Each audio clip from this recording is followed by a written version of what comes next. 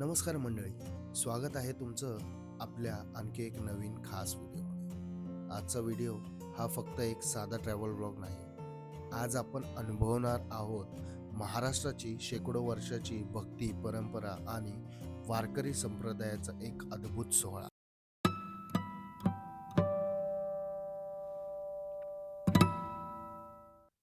नमस्कार मंडळी, मी अनिल शिंदे आपल्या सर्वांचं पुन्हा एकदा आपल्या या चॅनलमध्ये स्वागत आहे. मी चाललो पालखी सोहळ्यामध्ये आणि या वारकऱ्यांना आपल्याला द्यायचं आहे वेफर्स आणि हे ज्यूस. जाताना आपण असा एक रस्ता बघणार आहोत ना, कारण सर्वत्र वाईट ट्राफिक आहे. जाताना आमच्या गाडीचं झालेलं टायर पंक्चर आणि कसंही आम्ही प्रॉब्लेम सॉल्व्ह करून निघालो आहोत एक अनोख्या रस्त्यामधून. जर तुम्ही पुणे हंडेवाडीमध्ये राहत असेल तर हा तुम्हाला कानिफनाथचा रोड माहिती असेल. ज्यांना माहिती आहे त्यांनी कमेंट बॉक्समध्ये खाली कमेंट करू शकता. बाकी हा रोड चालू आहे नाही चालू आहे हे आम्हाला माहिती नव्हतं, पण आम्ही कसं बसा पुढे निघालो आणि आम्हाला हा अद्भुत नजारा वरून पाहायला मिळाला. तर मंडळी आम्हाला खूप कसरत करावी लागते आणि एवढा मोठा डोंगर आम्ही वरती चढून आलेलो आहे. कसं बसं वरती चढून आलो आणि सगळं काही सामान आहे. आमचा प्लॅन हा आहे की या कानिफनाथ मंदिराच्या इथून ना सासवडला जायचा रस्ता असेल, तर यामुळे आम्ही हा रस्ता चूज केला. रस्ता खूप डेंजर आहे, खूप म्हणजे खूप डेंजर आहे. पण आज आम्ही एवढं वर्ष 1-1.5 वर्ष झालं आम्ही इथे खालीच राहतो, पण आम्हाला हा रस्ता माहिती नव्हता की चालू आहे की नाही आणि कसं जाता येईल. तर आज आम्ही पाहतोय की हा रस्ता आहे. कसं जाऊया पुढे, बघूया कसं काय मार्ग आपल्याला भेटतो. आणि आम्हाला सासवडला जाऊन ना हे जे सामान सर्व काही घेतलेलं ना ते आपल्याला वारकरी मंडळांना द्यायचं आहे. सो चला जाऊया पुढे. मंडळी, जर तुम्हाला सासवडला जायचं असेल तर त्या प्रकारे दिवे घाट किंवा बोगदेव घाट हे 2 मार्ग आहेत.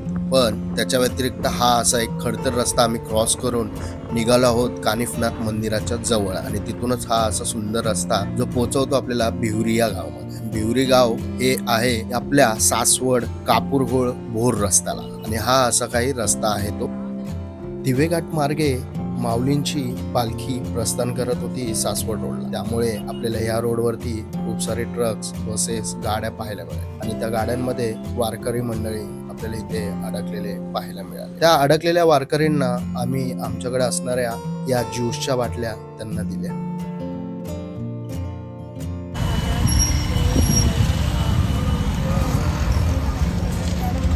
तर मंडळी, आता आपण सासवडच्या रोडला आहोत आणि इथे पाहू शकताय ज्ञानोबा माऊली तुकाराम.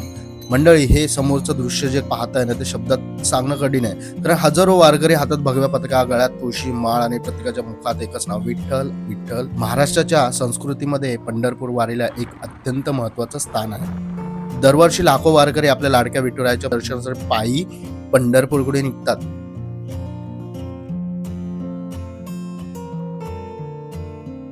आणि याच वारीचा एक महत्वाचा भाग म्हणजे संत ज्ञानेश्वर महाराजांची पालखी. 2026 मध्ये माऊलींच्या पालखीने 8 जुलै रोजी श्री क्षेत्र आळंदी येथून पंढरपूरच्या दिशेने प्रस्थान केले. आपण इथे पाहू शकताय लहान मुलांपासून ते वयोवृद्ध वारकऱ्यांपर्यंत प्रत्येक जण उत्साहाने या वारीमध्ये सहभागी झालेला आहे.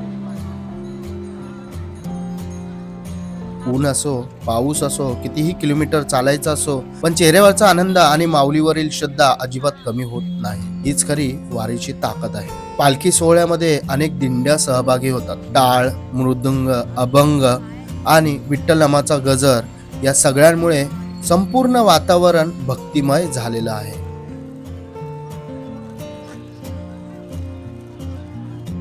आणखी एक सुंदर गोष्ट म्हणजे या वारीमध्ये आपल्या माणुसकीचं एक वेगळं रूप पाहायला मिळतं. अनेक लोक वारकऱ्यांसाठी पाणी, चहा, नाश्ता, जेवणाची व्यवस्था करतात. त्याच पद्धतीने आम्ही इथे आपल्या उपवासाचे चिप्स आणलेले जे वारकऱ्यांना आम्ही इथे देणार आहोत.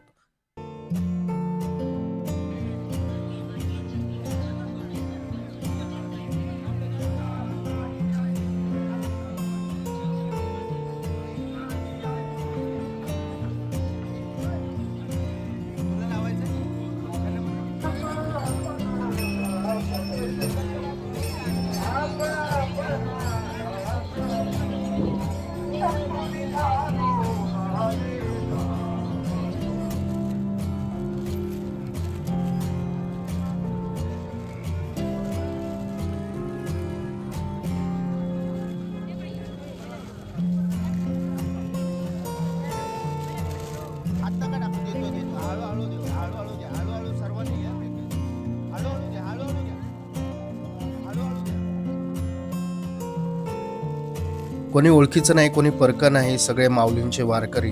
हीच आपल्या महाराष्ट्राची संस्कृती आणि हीच आपल्या वारीची खरी ओळख आहे. म्हणूनच आम्ही इथे एक एक चिप्स द्यायला लागलो. त्याच पद्धतीने इथे घेताना खूप अशी गर्दी पाहायला मिळाली.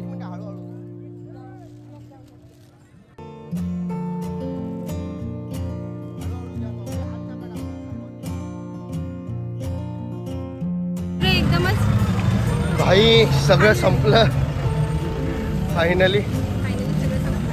आणि आता आम्ही सध्या आहोत सासवडमध्ये आणि इथं भरपूर ट्रॅफिक वगैरे आणि वारकरी संप्रदाय असं बघू शकतो. इकडे भरपूर गर्दी आहे. 2 दिवस पालखी इथेच थांबणार आहे.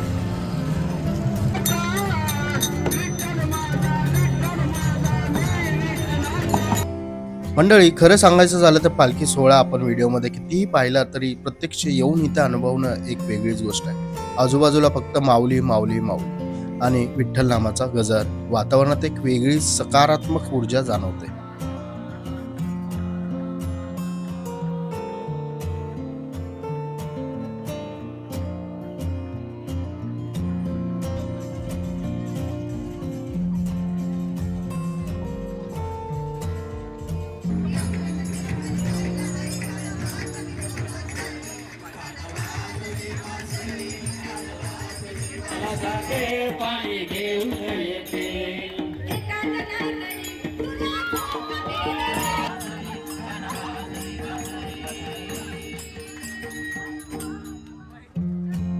शेकडो वर्षांची परंपरा, लाखो वारकऱ्यांची श्रद्धा आणि एकच ध्यास, पंढरीचा विठुराया. संत ज्ञानेश्वर महाराज पालखी सोहळा हा एक फक्त धार्मिक सोहळा नाहीये, तर महाराष्ट्राची संस्कृती, भक्ती, एकता, माणुसकी यांचं जिवंत दर्शन आहे.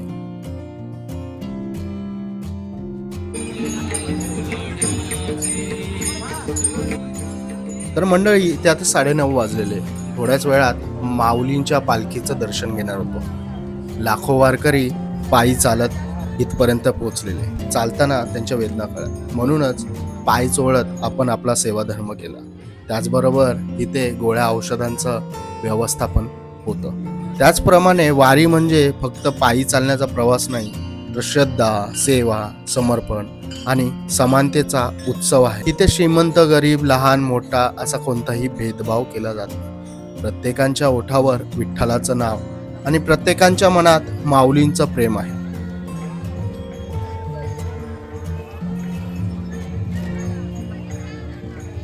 प्रत्येक पावलामागे आहे भक्ती, प्रत्येक अभंगामध्ये आहे संतांची शिकवण आणि प्रत्येक वारकऱ्यांच्या चेहऱ्यावर दिसतं ते विठुरायावरील निस्सम प्रेम.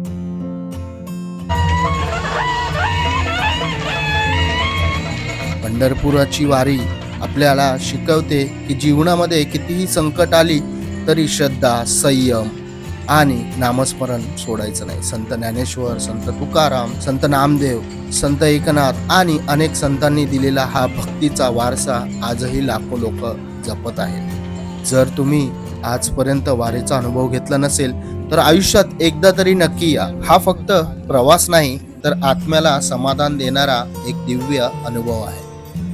तर मंडळी, यावर्षी सासवडमध्ये पालखी 11:30 वाजता रात्री पोहोचली. पालखीचं दर्शन करण्यासाठी अनेक भाविक इथे पाहायला मिळाले. तसेच या वारीमध्ये तुम्हाला दिंड्यांची शिस्त, टाळ, मृदुंगाचा नाद, अभंगाचा गजर आणि प्रत्येक वारकऱ्यांच्या चेहऱ्यावर दिसणारी भक्ती अनुभवायला मिळाली. वारकरी म्हणतात, वारी म्हणजे चालणं नाही, वारी म्हणजे स्वतःला शोधणं. हा अनुभव प्रत्येकाने आयुष्यात एकदा तरी घ्यायला हवा. मंडळी, आता आपण ज्या क्षणाची आपण वाट पाहत होतो तो क्षण आला. संत ज्ञानेश्वर महाराजांच्या पालखीचं दर्शन आता आपण घेणार आहोत. पण इथे खूप अशी गर्दी पाहायला मिळाली. भाविक सर्वत्र दर्शनासाठी रांग लावत होते. त्याचप्रमाणे कोणीही कसंही या दर्शनासाठी मागे पळत होतं. शेवटी आपलं दर्शन झालं. या गर्दीमधून कसंबसा हात लागला, त्याचप्रमाणे आपल्या जीवनाचं सार्थक झाल्यासारखं वाटलं. मित्रांनो, हा भक्तिमय प्रवास तुम्हालाही आवडला असेल अशी आशा करतो. व्हिडिओ आवडला असेल तर लाईक करा, शेअर करा आणि चॅनलला सबस्क्राईब करायला विसरू नका. तुमचा एक लाईक आणि एक सबस्क्रिप्शन आम्हाला असेच सुंदर व्हिडिओ बनवण्यासाठी प्रेरणा देते. शेवटी एकच, पुंडलिक वरदे हरी विठ्ठल, श्री ज्ञानदेव तुकाराम, पंढरीनाथ महाराज की जय.